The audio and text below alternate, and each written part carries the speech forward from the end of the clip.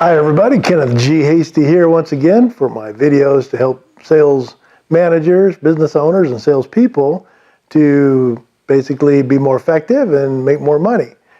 I'm a professional business growth consultant, and I'm available if you're interested in having a further conversation. You can get me at kennethghasty.com.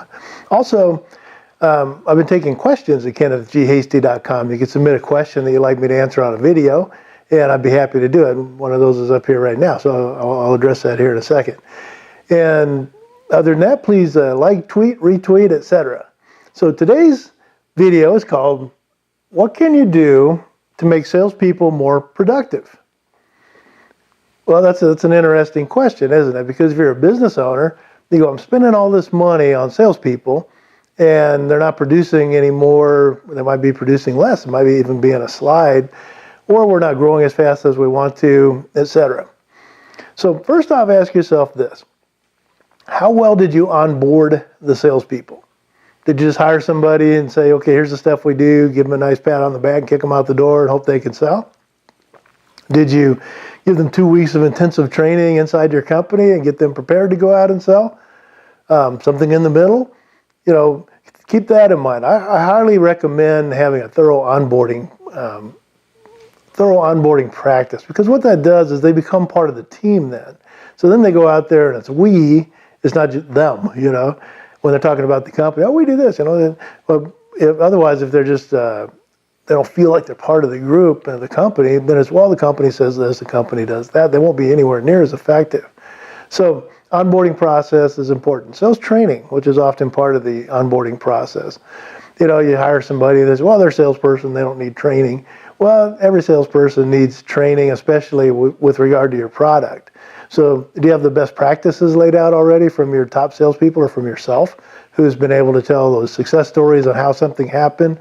And then you can lay that out as a template for the salespeople to make them more productive. Okay, how about marketing? What are you doing to help them to be able to get leads? You know, one way to get sales, well, if you ask any salesperson, what do you need? They're going to say leads. It's warm leads, ideally. So what's that mean? That means the more leads you can get a salesperson, the less they're scratching in the dirt trying to find leads and trying to find, you know, qualified customers, and you spoon feed it to them, then they're likely going to be very effective at selling, because that's what they do best. So now you come up with really good leads, and there's a lot of ways to do that. I can speak with you more on the side on lead development. That's a whole other topic. But kennethghasty.com, you shoot me a note and we can converse. But basically, we get good leads to the salespeople, and then they'll go out and hopefully close them well and get you the business that you need.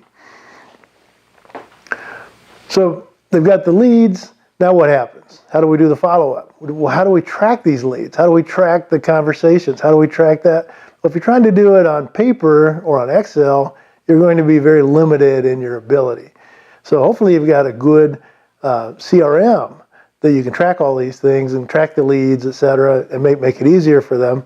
And, you know, most companies, they got a CRM, and then they have the salespeople, you know, fill out the information when they make a sales call, and, you know, they say, okay, remind yourself, give yourself a note to call them back, you know, for whatever the next step is, if the company even does that. A lot of times it's, well, we got a CRM, you know, we're good, you know.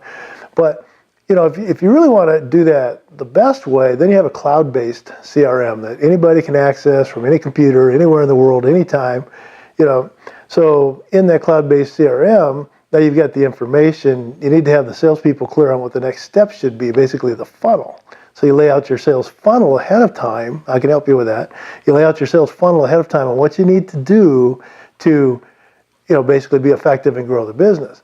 But the most effective way to do that is to not count on your salespeople who, you know, they're sitting there going, if I have to do any more paperwork, I'm supposed to be out selling. You know, automate it.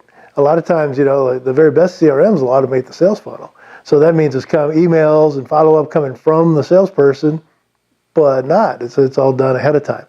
But they come from the salesperson. The salesperson could be in Tahiti sipping on a Mai Tai for, you know, but those emails are still going through right on time, right on schedule, and they'll help stir the pot and get you more business to help make the salesperson more effective.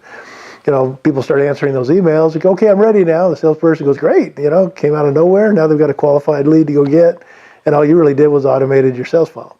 So anyway, a lot of things like that, your marketing materials, your website, they're all important to help salespeople be more productive as well. So if you got questions on that, feel free to get a hold of me anytime. And that's the beeper. I got to go. So Kenneth G Hasty, KennethGHasty.com. And if you like these, please try that again. Please retweet, please like, please share, etc. Kenneth G Hasty signing off. Thanks, everybody. Take care. Bye.